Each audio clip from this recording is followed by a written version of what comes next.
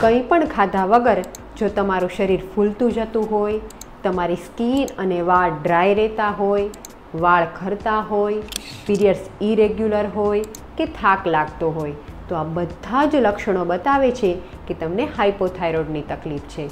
તો તેને કંટ્રોલ કરવા માટે આ 3 વસ્તુ જરૂરથી કરો. નંબર 1, મિત્રો, થાઇરોઇડ એ લાઇફસ્ટાઇલ બગડવાને કારણે થતો રોગ છે.